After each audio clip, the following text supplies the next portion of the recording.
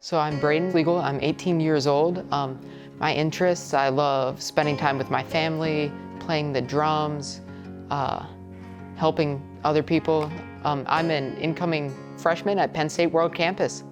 I'm majoring in health policy and administration, and the goal is to work for 4 Diamonds one day. Being able to be a volunteer for THON was the main reason why I chose Penn State.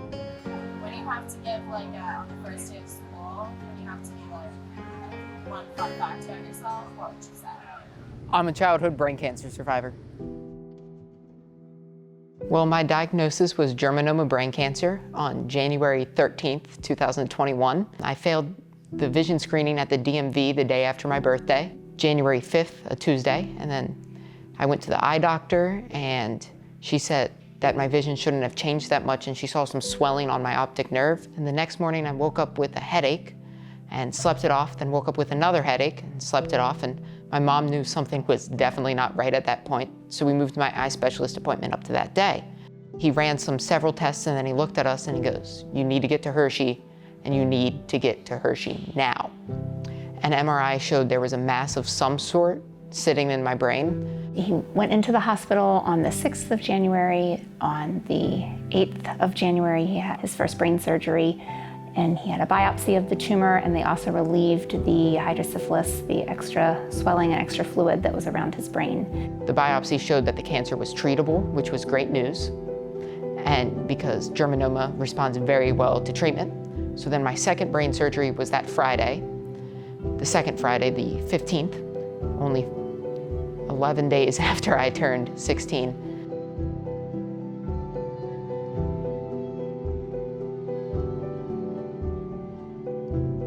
Knowing that there was a treatment plan was good to know, but knowing also the journey, not knowing what the journey was, but knowing there was a cancer journey and some of what was going to be there. I think what was scarier was the night of the ER, getting the first MRIs and hearing your son has a tumor, a mass in his brain. That was tough. They said it was not a good situation. There was a lot of fluid that was not supposed to be there, and the waiting, and then the next morning, and of course, you have a terrified 16-year-old. We have to be strong and help him through, and then the pediatric neurosurge team comes in, all of them, early in the morning with obviously no sleep and a terrified child, giving you all these options and telling you, and you can't see straight or know up from down, to then hear that your child needs to have one of these surgeries. And yeah, definitely terrifying, the entire experience. And you never really have a second to stop and process what you just heard and what's happening. And in this case, it had to move very quickly. There was not time. He needed the surgery. We needed to move forward and see. Well, you felt like you were waiting sometimes for something, but you were always thinking, what's the next thing? What's the next thing? How are we gonna handle this? What's life gonna be like? How is this gonna impact Braden and the family and his brothers? It was scary, definitely. And it was hard, especially when he was in the PICU, because we couldn't be there because it was during COVID. So we were stuck at home doing video calls, which was definitely hard. And it was definitely great when he got to come home. I didn't know a lot of what was going on, but when we moved to a 1,000 square foot apartment in Philly for his radiation, it really started to kick in. It was really scary and frightening. I didn't know if I was going to survive, to be 100% honest. It is a lot of frightening, a lot of scary, but fortunately I made it through. I rang the bell on August 9th, 2021. I threw that rope, gave them all a huge hug. It was such a great relief to know I survived. And he got to ring the bell at the end of radiation at CHOP, but then in August of 21, when he rang his remission bell, and the support of his neurosurgeon came back for his bell ringing, and of course the oncology team was there, and just everything that that is something we won't ever forget along the journey. When we were in the PICU and he was in his second brain surgery, I believe, when our 4 Diamond social worker came in, and the last thing you're thinking in there is, how do I pay the bills? What do I do? How do I figure this out? And she came in at the perfect time because he's now in his second brain surgery, and she introduced herself and just said everything is going to be taken care of. We had to move to Philadelphia for his radiation at CHOP, so she helps coordinate all of that. Just any questions, anything that parents or loved ones in the family don't have time to be thinking about, because Braden was our priority, taking care of the 2 at home was our priority, not all those little details. Form for this, Yes. a form for, insurance or just anything. She just answered, and that's what. I mean, everything. Things you wouldn't even think of if you were, I hate to say just in the hospital because you needed a knee replacement, but all those things that need done, that's the last thing you're gonna think about. Her stepping in at that time was wonderful.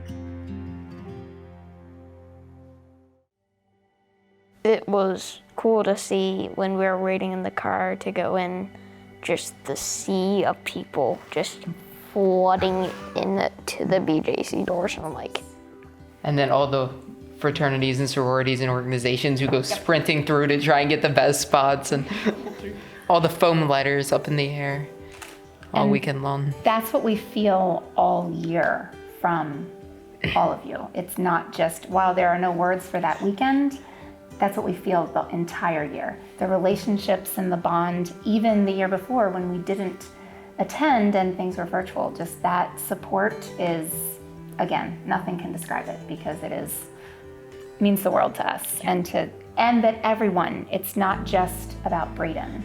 These boys are included just as much all of the time. Sometimes they do something a little more actively than what Braden might, and it's more about the sibling and the family, not just the kiddos battling it, and they never feel like it's not for them. Just the support of everybody.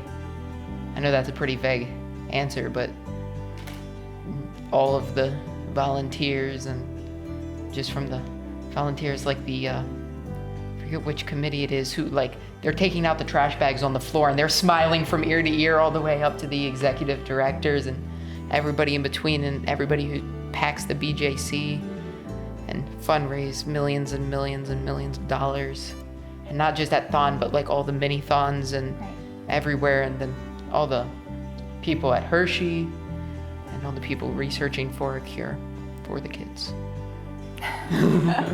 That's so interesting to me that when he is communicating either text or phone or a Zoom or in person with any of his THON kiddos, it never seems like they don't get it. Like, they just totally get it. Like, they wouldn't say, or you guys that are watching this would never look at him and go, oh, I understand. They know they'll never understand, but they don't make it harder for him. So many, as an 18-year-old, a lot of 18-year-old friends that he just graduated with, like, what do you mean you don't remember? Of course you just said that or did that. And that just goes to show one more thing of this group who knows, like, this is okay, that we're gonna help him through it, versus like, how did you not remember that? Now we have a Nittany Lion now. I was never planning to go to Penn State before, and now I'm doing Penn State World Campus, and then hopefully transition up to here in a few years. We're battling the long-term side effects, like I have memory loss, and I have specifically short-term memory loss, and I have slower processing speeds now. I have to use memory tricks, and fortunately I've had such an amazing family that's been able to support me. He has hopes that he can come here to main campus, but he also knows that he may have to do this all and just come to main campus for THON and to walk across the stage in many years.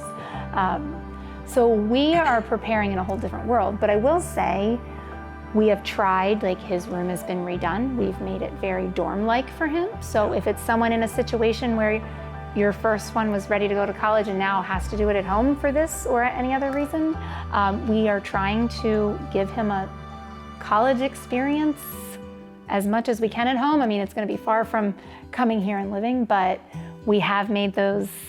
One of our friends was just over and walked in and went, "Oh, this looks like a dorm room," and I was like, "Good." So that was the goal. It has.